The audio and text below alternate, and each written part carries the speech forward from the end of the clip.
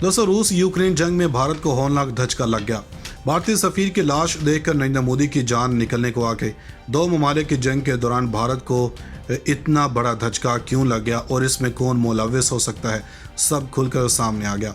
America की भारत को धमकी के बाद ही भारतीय सफीर का कत्ल क्यों हो गया? क्या ये वाकया S-400 पर अमेरिकी नाराजगी का पेश खैमा है? ये इससे भारत को कोई और पैगाम देने की कोशिश की जा रही है? भारतीय सफीर किस मुल्क में काम कर रहा था और इसकी मशकूक मौत पर भारत ने किस मुल्क को नामजद करने का फैसला किया है? बड़ी खबर सामने आ गई। भारतीय ईवानों में लर्जा तारी हो गया। भारतीय अवाम भी सड़कों पर आ गए। सफीर कत्ल करने का मकसद तबले जंग होता है। मोदी के बयान ने नया मसला खड़ा कर दिया। क्या यूक्रेन रूस के बाद भारत भी किसी मुल्क के साथ हालत जंग में जा सकता है? आज के इस वीडियो में मुकम्मल तफसीलात के साथ साथ आपको बताएंगे कि भारतीय सफीर के साथ ऐसा क्यों किया गया। आया यह कोई कुदरती मौत थी या इसमें कोई बैरूनी हाथ मुलव्विस था? दोस्तों, इस वक्त यूक्रेन और रूस की जंग जारी है, जिस दौरान भारत को भी एक ज़बरदस्त धचका लगा है। बज़ाहिर यूक्रेन रूस जंग से भारत का कोई लेना देना तो नहीं है, लेकिन रूस के साथ भारत के ताल्लुकात कुछ अहम है, क्योंकि भारत भी दीगर ममालिक की तरह रूस से जदीद तरीन असलहा खरीदता है।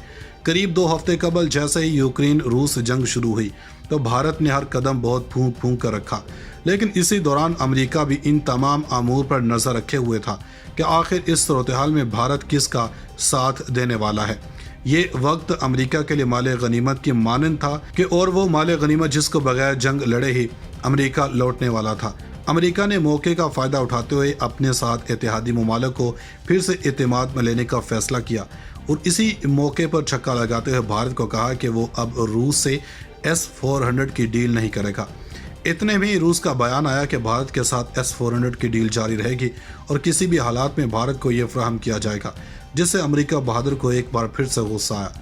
इन बयानात और कशीदगी के बाद एक खामोशी सी हुई और फ़लस्तीन में भारत के सफ़ीर मोकल आर्या भारतीय मिशन के दफ्तर में मुर्दा पाए गए। भारतीय वज़ीर ख़ारजा S जयशंकर ने 36 साल आर्या की अचानक मौत पर गहरे सदमे का इजहार किया। दोस्तों, सुब्रमण्यम जयशंकर ने ट्वीट करके कहा कि वो एक बेहतरीन और बासलाहियत अफसर थे और इन्हें अभी बहुत कुछ करना था। इनके ख़ानदान और अजीज़ व अकारब के साथ मेरी दिली ताज़ियत।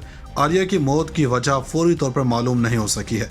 बहुत से दीगर भारतीय ओहदेदार जिन्होंने आर्या के साथ काम किया था भी इनकी अचानक मौत से सदमे में हैं।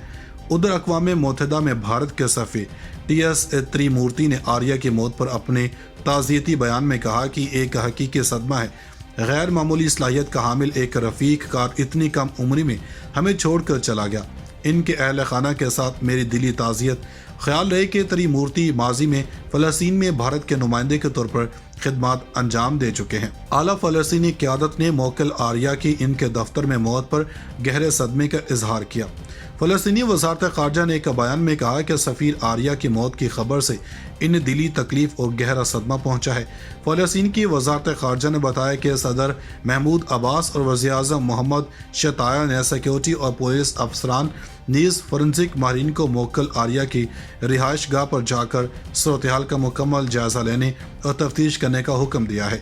बयान में कहा गया है कि तमाम फरीकें इस बात के लिए पूरी तरह तैयार हैं कि ऐसे मुश्किल हालात में क्या कुछ करने की ज़रूरत होती है। फ़लस्तीनी वज़ारत ख़ारजा ने बयान में मज़ीद कहा कि वो लाश को भारत ले जाने के लिए भारतीय हुकाम के साथ राब्ते में हैं। दोस्तों, मोकल आर्या भारतीय दारुल हुकूमत दिल्ली में पैदा हुए और यहीं तालीम हासिल की। सिर्फ 23 बरस की उम्र में इंडियन फॉरेन सर्विस में शामिल होने से कबल इन्होंने दिल्ली यूनिवर्सिटी और फिर जवाहरलाल नेहरू यूनिवर्सिटी से तालीम मुकम्मल की। इन्होंने काबुल और मॉस्को में भारतीय सफारतखानों में सफारतकार के तौर पर खिदमत अंजाम दी।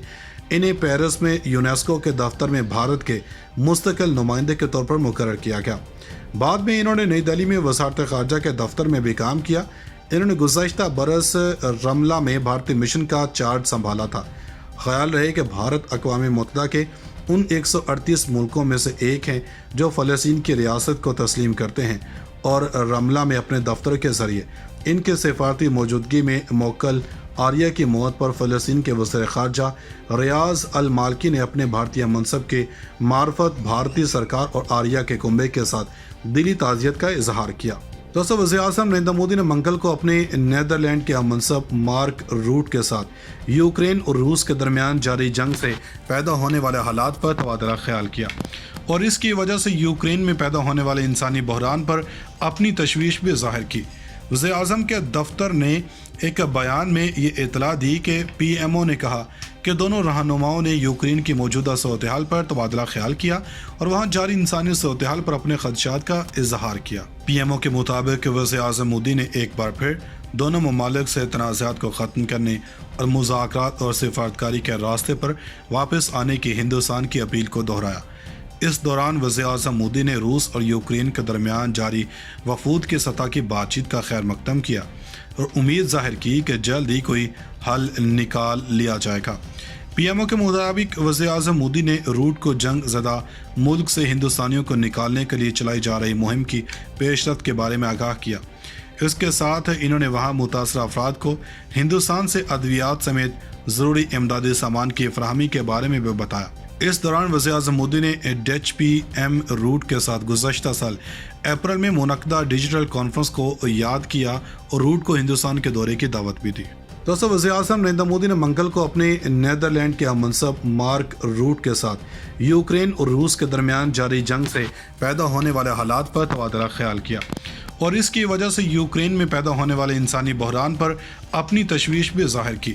وزیر اعظم کے دفتر نے ایک بیان میں یہ اطلاع دی کہ پی ایم او نے کہا کہ دونوں رہنماؤں نے یوکرین کی موجودہ صورتحال پر تبادلہ خیال کیا اور وہاں جاری انسانی صورتحال پر اپنے خدشات کا اظہار کیا۔ پی ایم او کے مطابق وزیر اعظم مودی نے ایک بار پھر دونوں ممالک سے تنازعات کو ختم کرنے اور مذاکرات اور سفارتکاری کے راستے پر واپس آنے کی ہندوستان کی اپیل کو دہرایا۔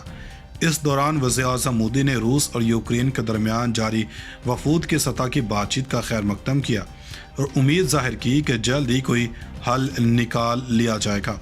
پی ایم او کے مطابق وزیر اعظم مودی نے روٹ کو جنگ زدہ ملک سے ہندوستانیوں کو نکالنے کے لیے چلائی جا رہی مہم کی پیش رفت کے بارے میں آگاہ کیا۔ اس کے ساتھ انہوں نے وہاں متاثرہ افراد کو ہندوستان سے ادویات سمیت ضروری امدادی سامان کی فراہمی کے بارے میں بھی بتایا۔ اس دوران وزیر اعظم مودی نے ڈیچ پی ایم روٹ کے ساتھ گزشتہ سال اپریل میں منعقدہ ڈیجیٹل کانفرنس کو یاد کیا اور روٹ کو ہندوستان کے دورے کی دعوت بھی دی۔ ناظرین، مزید ایسی ویڈیوز دیکھنے کے لیے ہمارا یوٹیوب چینل سبسکرائب کر لیں۔